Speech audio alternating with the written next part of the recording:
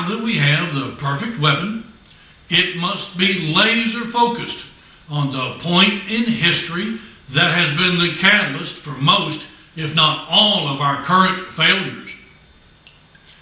The assassination of our president, John Fitzgerald Kennedy, and more specifically, the cover-up of the murder, marked the epoch in time when secrecy became a branch of the government and deceit was given a cabinet position. Every cataclysmic tragedy, whether it is geological, financial, political, or dogmatic, produces immediate devastation, loss, and sorrow.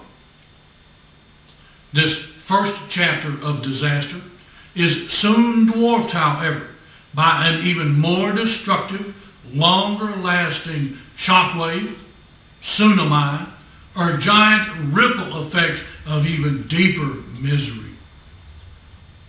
It is only with today's resources and perspective that we can finally factor all of recent history into an encompassing matrix and conclude that our current ignorance, misery, and confused anger is the result of a singular apocalyptically criminal act that was committed 50 years ago.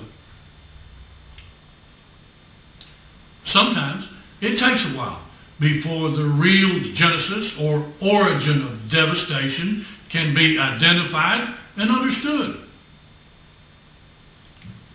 Unbiased research, factual evidence, and intelligent reasoning will allow Americans to accept and understand that the tidal waves of misfortune our society is enduring today are really gigantic vibrations of the chord of evil that was struck decades ago. Todd S. Purdom wrote in Vanity Fair, February 2011, Kennedy's assassination would scar the nation in ways it still may not understand. Well, we're finally beginning to understand and accept that the full impact or damage done by the assassination, and more importantly the cover-up, still cannot be fully assessed yet because certain facts, testimony, and evidence are still classified, unchallenged, and unconnected. Our nation is enslaved, morally twisted, and still experiencing massive trauma from the scars of this stupefyingly horrific act of public murder and the systematic cover-up committed by powerful political enemies of the United States and the principles for which it stands. The assassination of a minor royal figure in a backwater European country ignited World War I. The unenforceable terms of truce to end this war laid the foundation for World War II. It is historically ignorant, morally inconceivable, and totally without political perspective to believe that the assassination of the most important man on earth, the President of the United States, would not also release similar catastrophic shockwaves capable of inflicting massive collateral damage in all segments of our government, society, and individual lives.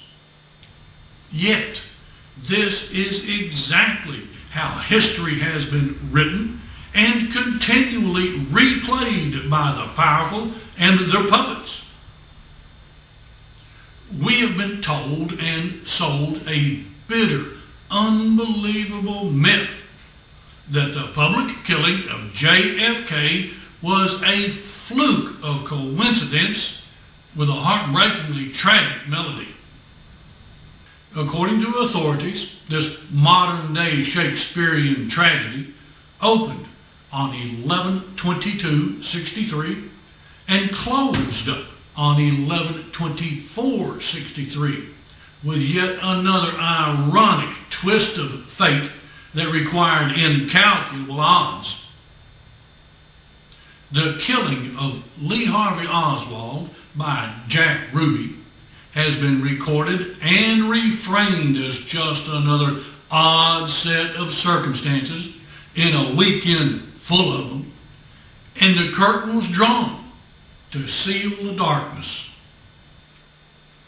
And so this tale of madness was neatly wrapped up in a box of mirrors, and society was told, keep moving on. There's nothing more here to see. For this chapter of history was now written, sealed, and it's over.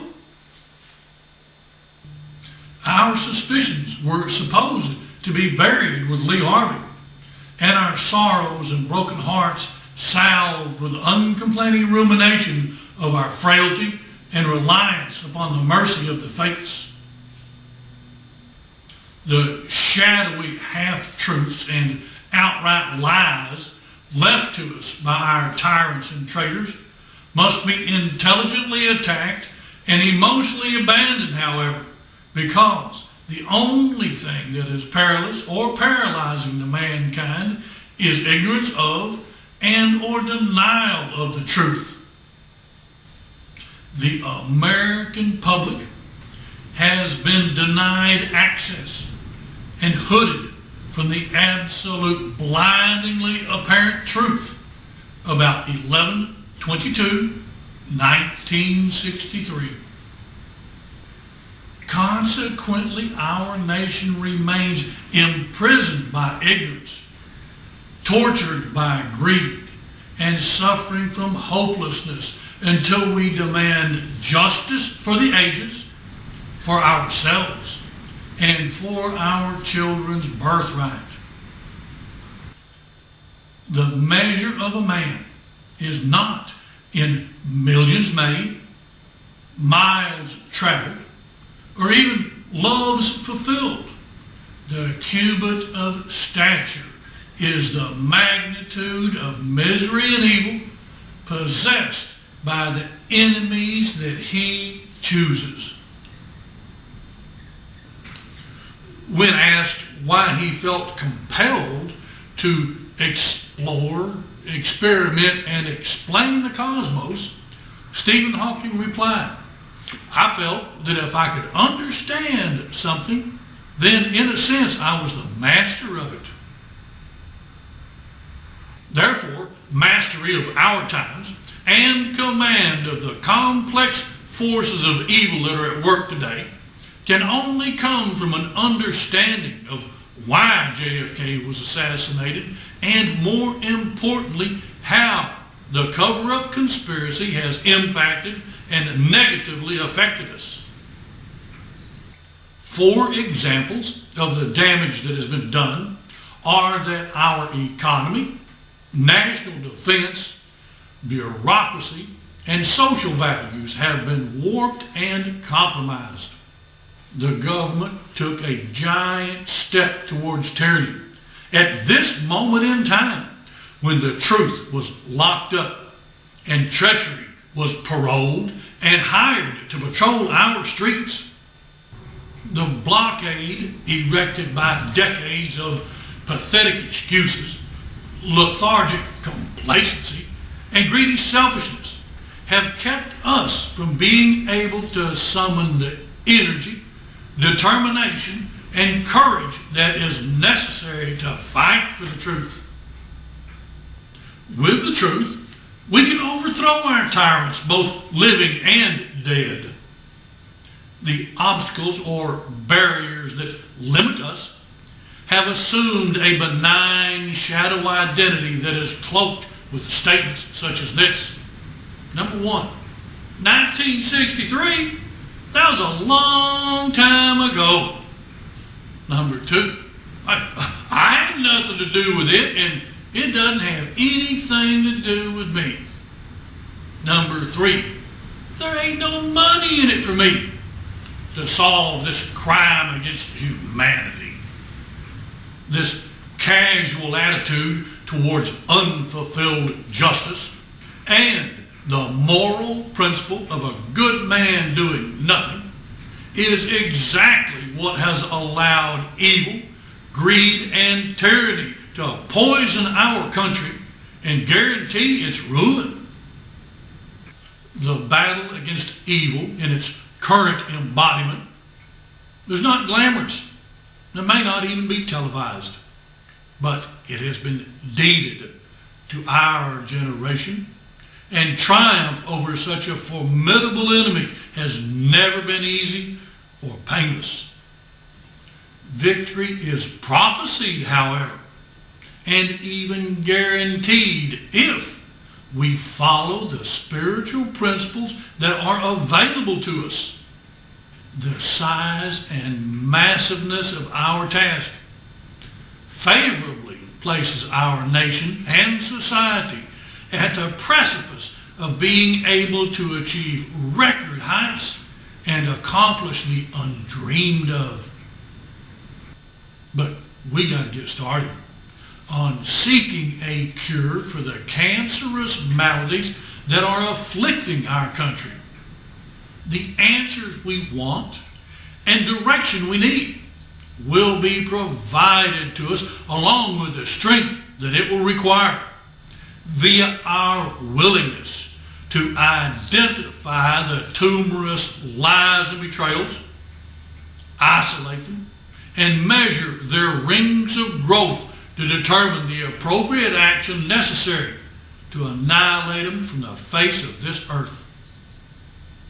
This will be the topic of the next chapter of the Red Hand of Fate speech that you are following.